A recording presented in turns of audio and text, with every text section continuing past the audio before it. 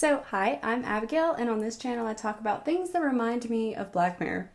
So today I want to talk about Arkham Intelligence, also known as the Docs to Earn platform.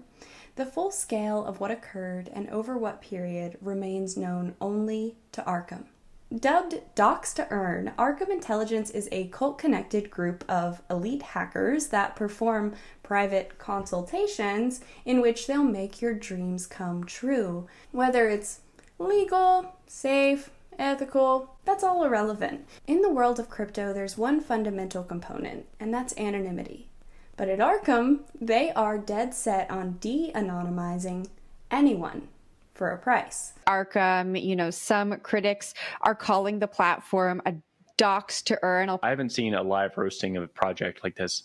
Oh, it seems like the team of these people didn't really know what they were getting into. People are calling it snitch as a service. They get to pick and choose who they dox and when they dox, and that's kind of an unspoken rule that nobody wants to talk about. Almost seems like a strategy decided to lean into doxing people to get attention. Things are going to get real quick for a lot of people because people are coming apparently to, make some money off of you. With links to leverage research and active cult, it's both terrifying and fascinating all at the same time. So welcome to what might be the future of organized crime, I guess. Of course, not worry. It's not. Everything is legal. And then I read it. If you learn anything from this video, nothing stays anonymous forever, even the blockchain. I found most of the information for this video from an investigation that was done by CryptoLeaks, which will be linked in the description if you want to check that out. Also, a lot of the video clips, like with employees, are from the CryptoLeaks investigation as well. Nature, so they're very, a bit cult-like in that respect. So let's talk about the bounties. So basically with Arkham, you can place a bounty on anyone you want to expose or track. And you can have live data feeds of everything they do. So the bounties are when people request information where they're trying to investigate what is going on chain. They say, I'm looking at this activity, it's suspicious, or I'm interested in learning more. Once somebody submits a bounty, anybody can look at that and then try and provide the answer. Currently, there's a nearly $7,000 bounty for undiscovered crypto wallets that were owned by a fugitive, the Terraform Labs founder named Do Kwon. And there's also a $67,000 bounty to uncover the hacker who apparently stole $415 million from the FTX last year. And there's also a new $670 bounty for Elon Musk. So in understanding the true nature of Arkham, let's talk about its name. Arkham Intelligence, I think, was probably named from the Arkham Asylum in Gotham from Batman, DC comic universe. But that was actually named from the town of Arkham, first penned by H.P. Lovecraft nearly 100 years ago. He used the name Arkham multiple times in multiple different stories as the setting, and it was supposed to be this dark, mysterious, haunted place. Multiple times he refers to it as legend haunted. See, the place of Arkham itself leads the protagonist in this story, Walter Gilman, down the path to forbidden knowledge. Quite in line with Arkham Intelligence, Lovecraft's Arkham was described as, quote, a very old town full of witch legends. A town that could seem quite normal to outsiders until you got too close, revealing the dark underbelly of a forever haunted place. Then later, the name was adapted and used in the DC universe, frequently in Batman stories. In the DC comics, Arkham Asylum was a prison for the criminally insane. All of Gotham's most dangerous and deranged, clinically insane criminals would be sent to Arkham. Located on the more rural outskirts of Gotham City, Arkham Asylum was haunted even from its earliest days. The asylum was built by a man named Amadeus Arkham in the early 1900s. The story goes, Amadeus's mother was plagued by mental illness for most of her life, and she really struggled with this for a very long time before she eventually did succumb to that illness and she took her own life. This devastated her son, and him being the only heir to her estate, he decided he would try to make something good come from this horrible situation. He decided that he was going to remodel their large home and turn it into a place where the mentally ill could be properly treated. Construction has begun on the Elizabeth Arkham Asylum for the criminally insane. Finally, I will be able to treat my patients properly. His intention was he wanted to do everything he possibly could to make sure that no one suffered the same fate his mother had. So he brings his wife and his daughter with him, and they together all move back into his mom's home while it was going to be remodeled. Unfortunately, though, the hospital didn't quite turn out how he had hoped. And they say the road to hell is paved with good intentions, don't they? So one night, Amadeus gets a call from a detective, and he told him that one of his former patients, because Amadeus was a doctor, one of his former patients, was this serial killer, had escaped from prison. So obviously, Amadeus goes home straight away, and right when he gets there, he notices that things are off. For one, the door was wide open, and it wasn't like his wife or his daughter to just leave the door wide open. That's weird. So he goes inside, he's calling out for his family, but he heard no response. Just heavy silence and his own heartbeat. He went upstairs, and that's where he found the bodies of both his wife and his daughter dead. His entire family had been murdered. 1st, 1921. Returned home today to find my family murdered by my patient Martin Hawkins. I feel oddly detached. The asylum did still open the following November, though, and Amadeus was set on revenge. He ended up actually killing the man that had murdered his family. This came at a cost, though, of now being a murderer himself. Am I a doctor or a murderer? I can no longer differentiate. It's the company you keep, right? You kind of eventually become if you let that evil in. Not that he let it in, but it came in anyway. This was his tipping point, and Amadeus Arkham descended into madness himself. Maybe it had been genetic all along, lying dormant inside him the entire time, or maybe the trauma had eroded his psyche until there was nothing left of it. He was eventually incarcerated in his own asylum, where he later died. There was so much havoc and evil energy just concentrated in a single place, and it would forever echo the screams of born monsters and the wailing of men who became monsters. This kind of outcome for Arkham was etched into the very blueprint. It was coded into the design. There was no getting away from it. To walk the halls of Arkham meant walking side by side with the absolute worst of humanity. To use the same paths, to play the same games, to inescapably be in alliance with the worst of the worst, and to try to convince yourself that you're not like them, that their depravity is only theirs. It'll never work out that way. You made a home in hell. One interesting quote from Batman said, "Arkham City is an equal opportunity penal system. So-called super criminals will not be afforded any special treatment." This quite perfectly describes Arkham Intelligence, where so-called supercriminals will not be afforded any special treatment. Rather, they will be de-anonymized, exposed, extorted, no longer protected by the veil of anonymity in the blockchain, but also, like Arkham Asylum, its own creators would fall into the world of those criminals. So here's how it actually works. In the form of an Old West-style bounty, you can put up a cash offer on their marketplace, and in return, you may or may not get lucky. If you do get lucky, you'll receive a detailed record of every formerly anonymous crypto transaction made by your unlucky target. What you do with this information, obviously, is up to you. You can do whatever you want. You can even get curated live data feeds tracking multiple targets simultaneously. You can see purchases in real time for as long as you want. If you want to watch somebody for 10 years, knowing everything they do, you can, as long as you got the money to put up for a bounty and somebody's ready to take on the challenge. They say Arkham's Intel Exchange adds another dimension to crypto analytics and Arkham's product suite. The exchange connects those who wish to buy and sell crypto intelligence, allowing buyers to set bounties for information they're seeking and then enabling sellers, including crypto sleuths, to auction off their intelligence.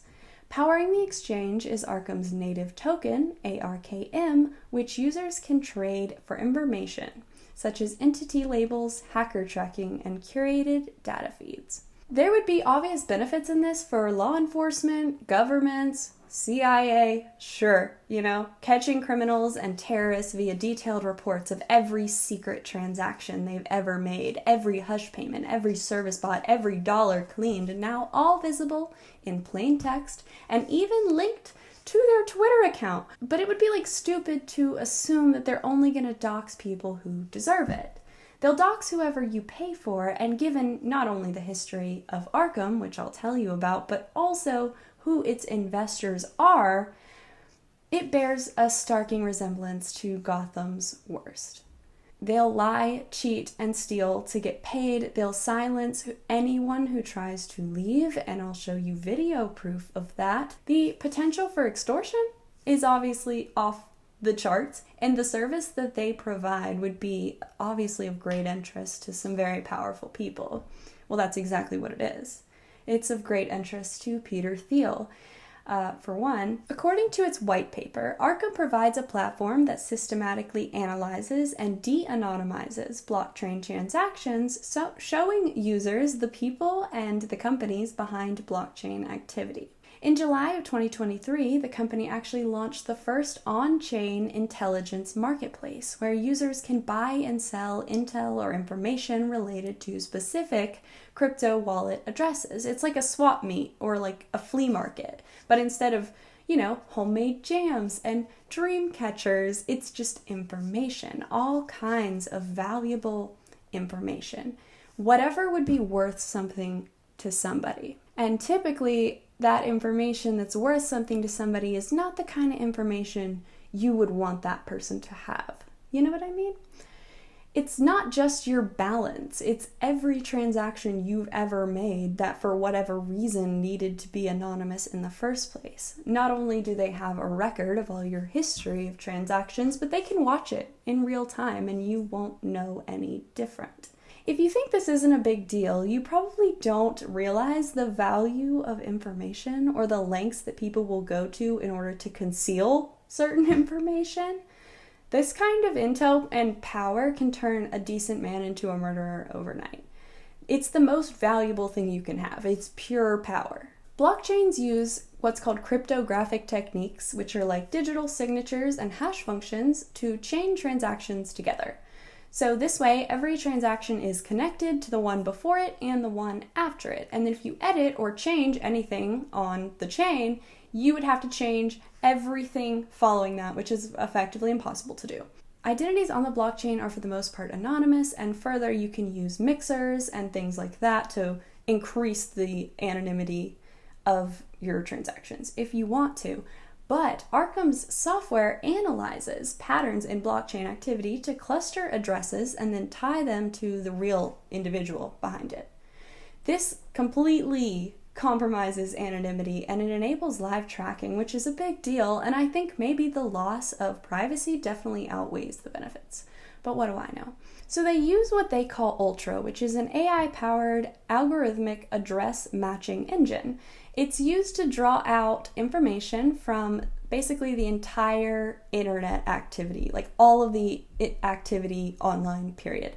And it provides a complete picture of the people or companies and all of their activities. But with the AI engine that they're building, this is newer, much newer, this significantly upped their ante effectively. It was like game on with this, because what this does is it uses the AI model's best prediction as to who the owner of the address might be.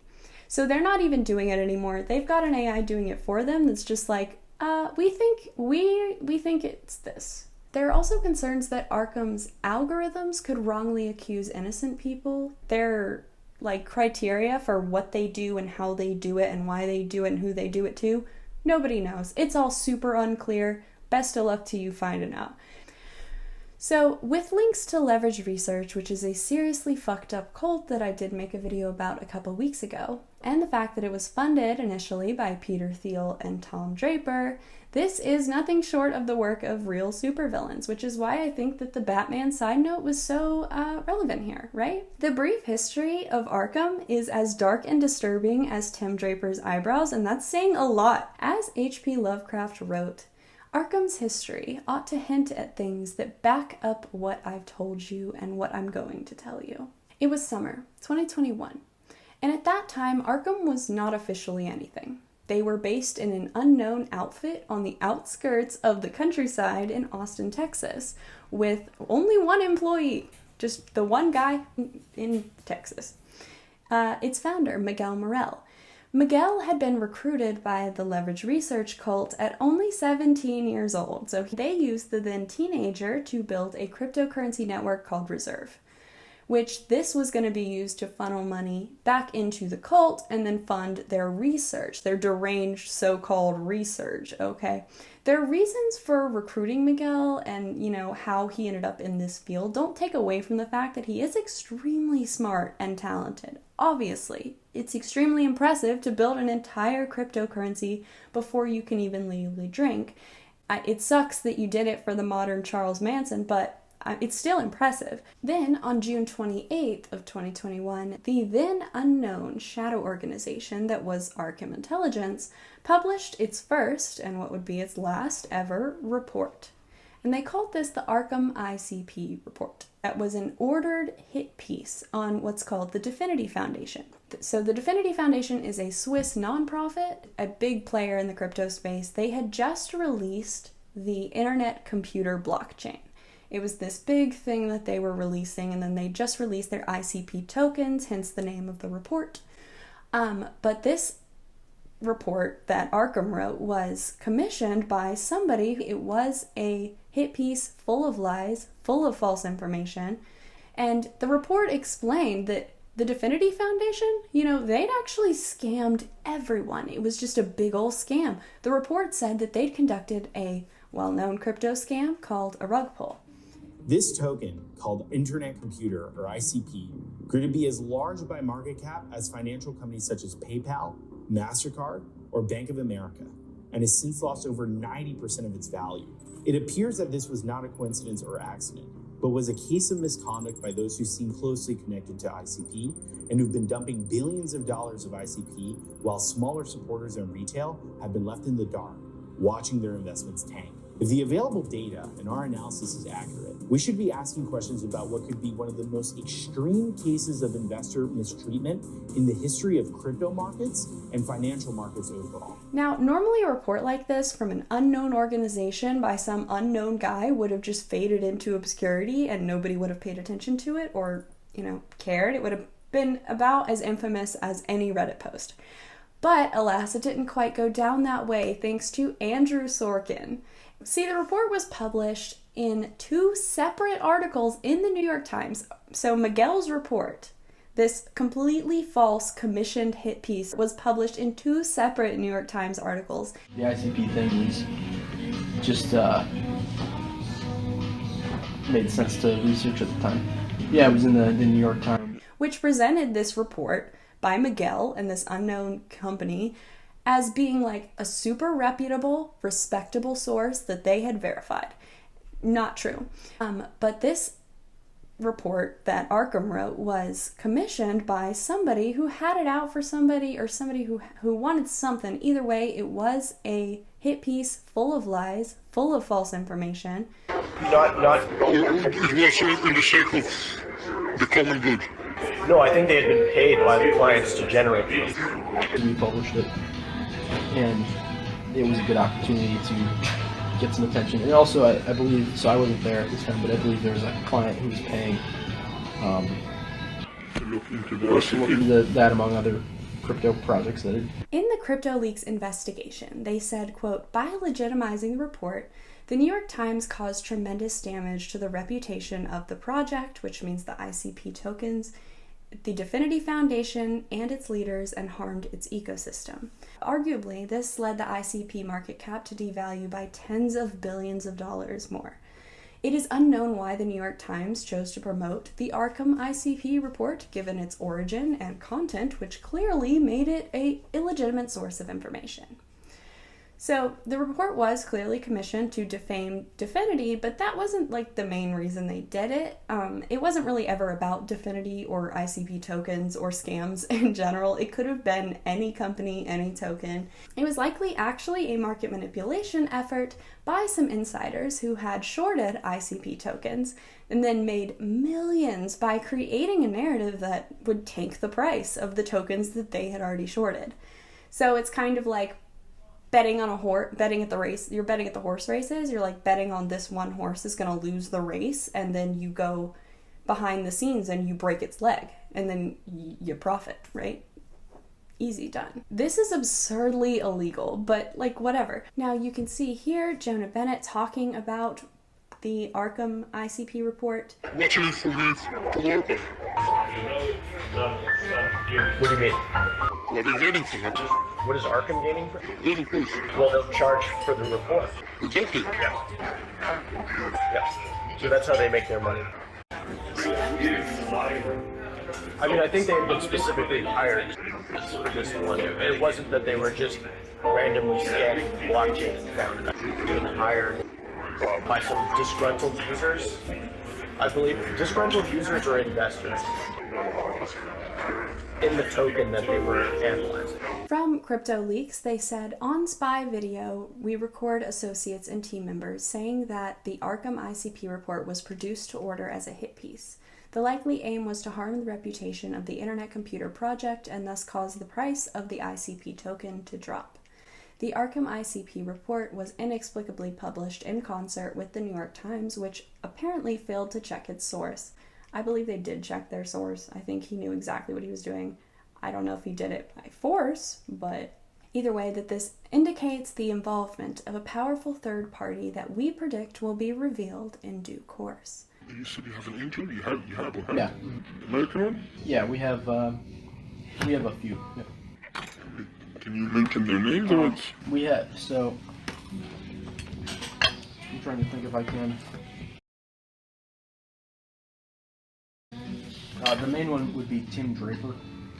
We do know that the report was produced using funding, in part at least, by Tim Draper, who is a billionaire with very thick with very thick profile of crypto investments. He and his son Adam Draper are crypto whales. It's possible the Internet Computer Blockchain or ICP tokens posed a threat to Tim's crypto hobby.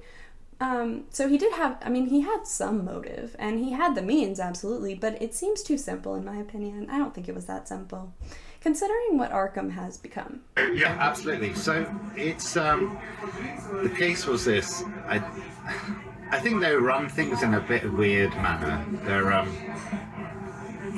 They have a plaque in the house. It's just immaturity. Like, this is it. I mean, the key thing. So the values of the house, it's loyalty, obedience, discipline.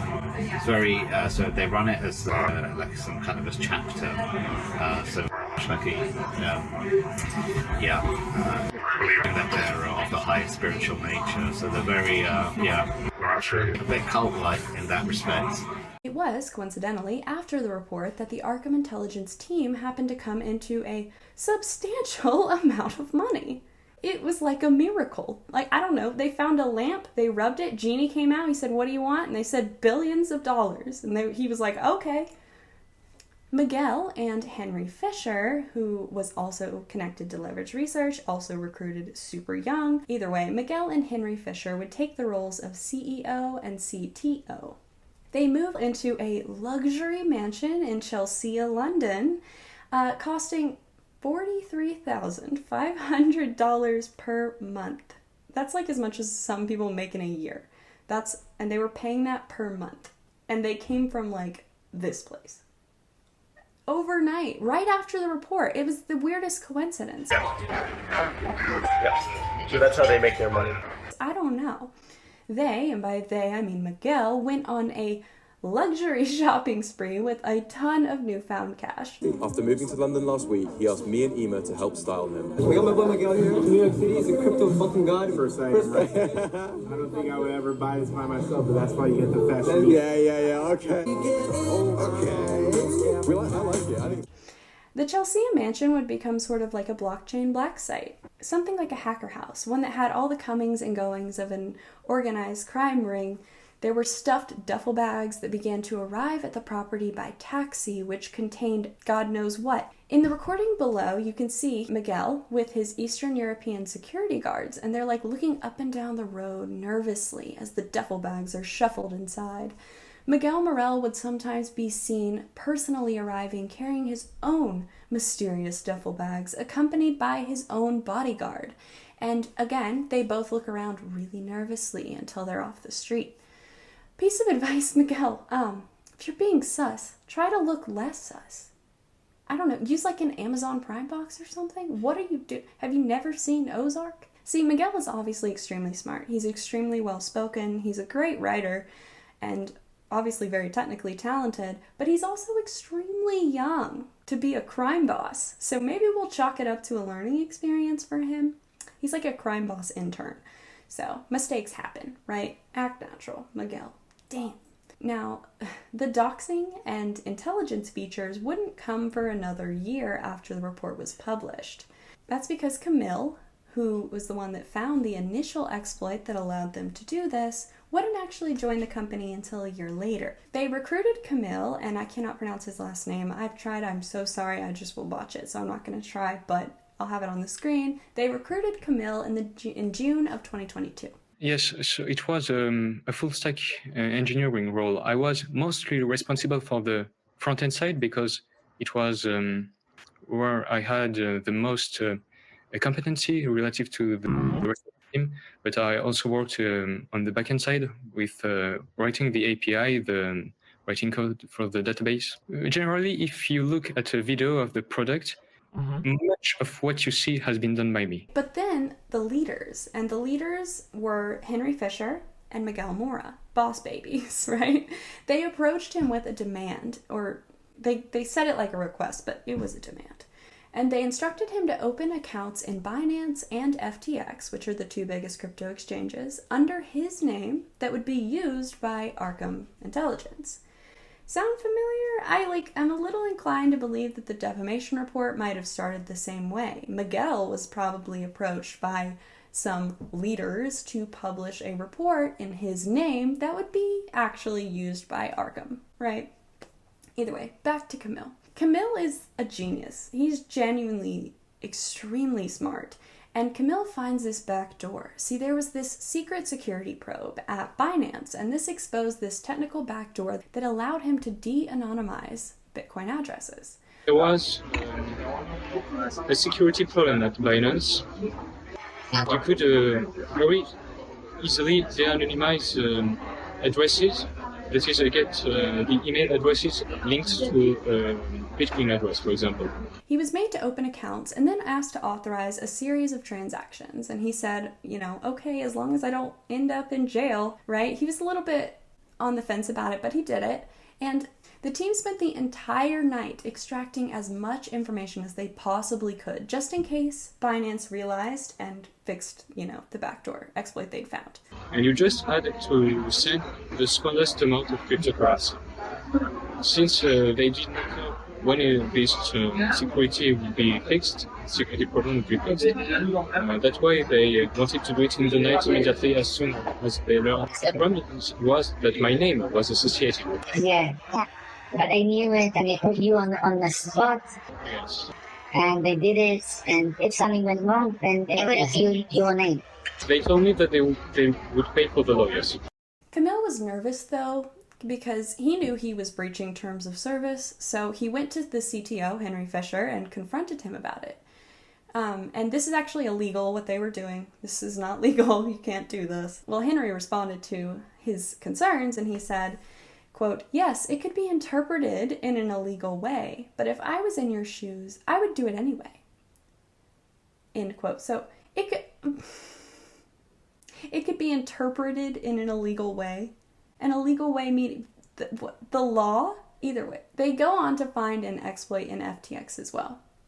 And then Arkham began advertising that they could provide crypto addresses and transaction history corresponding to any user's Twitter/X profile. Camille was stressed out by this point because this is all extremely illegal. This is extremely illegal. But they told him that they would, quote, pay for his lawyers. So not to worry. Because remember, they have a ton of money suddenly, just a ton. They'll pay for the best lawyers money can buy. Saul Goodman, come on over here, baby. But Camille was unsatisfied with that bullshit. He went and he talked to his wife, and he decided to back away from the group and the project. He refused to continue with the company for what he said were two main reasons. One being his conscience, and two being the legal risks for him and his family. Can I ask why you left? There were promises that were not kept. So I now live in Poland. They told me they would pay for the move, and it was not true. They told me I would keep the salary, but this was not true. I thought that I cannot work for someone who is not moral. It is important for me. So Camille then closed the accounts that he had opened, and Henry was pissed off, and he said, you know, whatever, we'll just find a different employee to open the accounts, and we'll just replace him. He don't matter, whatever. Well, you can't replace Camille. That's like replacing Michael Phelps in swimming. He's just irreplaceable. He's just that good. You can't find that anywhere. And not only is he just that good, but if he ended up in an enemy's hands, well, that's a bigger problem. That's an even bigger problem. Like, better look good in orange, bud. Arkham realized the imminent danger that Camille leaving their orbit might cause them, and they suddenly tried everything they could to keep him on board. They reduced his hours, they increased his salary, they negotiated, they threatened, they did whatever they could, but it was too late. He was out. He was ready to go. Yes, it's strange because after 1 month they increased my salary and they reduced my hours because they saw that I would leave. Wow, that's crazy. Never heard of something like this, to be fair. But, they were afraid that, well, it was because they wanted to renegotiate my salary with quotes when I moved to Poland, and I refused to submit to that. I sent a private message to the CEO, talked to him to tell him that I did not count my hours, but I counted on him to be the example that I would follow. I did it in private to avoid creating a sense of disloyalty. The values of the house, it's loyalty, obedience, discipline. They made sure that he knew, though, that if he left, he was not allowed even so much as a mention of Arkham Intelligence on his LinkedIn. Nothing. Because of the non-disclosure agreement, they tell me they want to remove everything from my profile on LinkedIn, but I can't talk about it. They tried to silence him however they could, but more of the team would actually follow Camille's lead. A little bit later on, Arkham's founding team, which again, Miguel and Henry, they wanted to send an email out to American retail investors. Retail investors being like people using Robinhood, like regular people without a ton of money, right? Not hedge funds, not big crypto whales, not millionaires, not nothing like that. Regular people. And what they wanted to do was send out these emails that would offer free Arkham tokens to encourage participation in their upcoming token launch. So Sanchin Dutta is the chief growth officer and John Katowski is the head of sales. They both protested this and they said, you know, this is securities fraud. Well, I mean, this was a clear violation, is that they were offering US citizens tokens, flying with the SEC. That's the security fraud, right? Yeah, they pushed it out in emails to the database, and it was like, you know, you can't. I raised this question, and there's also the head of sales he was a lot older. He was like my age as well, ex-soldier, but also he worked in JP Morgan for a while, and like, you know, he knows that's what. It is literally securities fraud. Despite their protests, though, John was still ordered and forced to send out these emails. I think he was the first. Well, we both kind of questioned about the compliance issue of you know, because he was in New York, he was being ordered to send out emails to people that, hey, you'll get a token. And the thing is, that is an unregistered security in the eyes of the SEC. So he was extremely worried that, okay, is he going to get in trouble with the SEC? But when John and Sanchin went and raised this issue, it caused a huge problem with Miguel. He was not having it. He had just become a crime boss overnight, and he wasn't about to hand over the torch just yet. He raised that issue, and it caused a big furor, you know, a big row with the CEO. And then obviously they brought me in, and then I think I was the fall guy for it because they wanted to keep John as someone in America. But then just recently, it turned out that it is a compliance issue, so they fired the whole American team. Anyways, it was right after they kicked Sanchin out that Arkham realized, this is just a compliance issue. So they just fired the entire American team, including John Katowski. Their plan was to stay outside the US to avoid American regulators, American law, and all of that. One Arkham engineer, Jean Brazier, said it was, quote, kind of a dodgy team, to be fair. They tried to cut corners, and I was like, well, if you want this to be proper, then I need to actually spend time. And they're like, we need results in a month. I'm like, okay, but sure. So it was a great experience. I learned a lot in terms of handling obviously immense amounts of data, working with a sort of, it's kind of a dodgy team, to be fair. Many people were not so happy about this entire thing, still are not very happy about this entire thing, obviously, because anonymity is one of the most important things about crypto that's kind of in the blockchain. It's is it not the whole point? I'm kind of under the impression that's the whole point. Decentralized control and anonymity.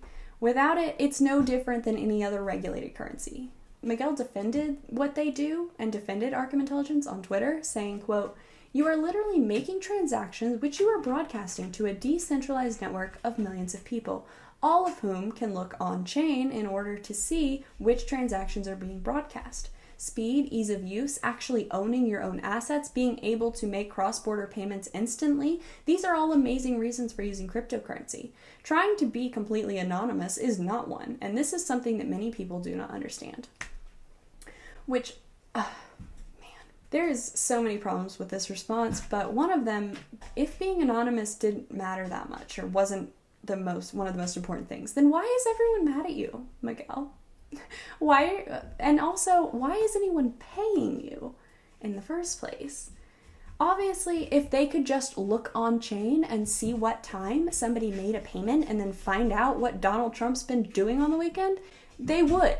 Obviously, the reaction that people have to your services demonstrates that anonymity is absolutely important. Otherwise, how would you make so much money exposing people? If they weren't completely under the impression that this should be anonymous, there wouldn't be anything to expose because they would have just done it with regular money. Either way, then the entire company would sink. It would be worth absolutely nothing if anonymity didn't matter. Their entire business model functions only because all of their power comes from the fact that the people they expose do value anonymity. So there are a couple of ways to make things more private.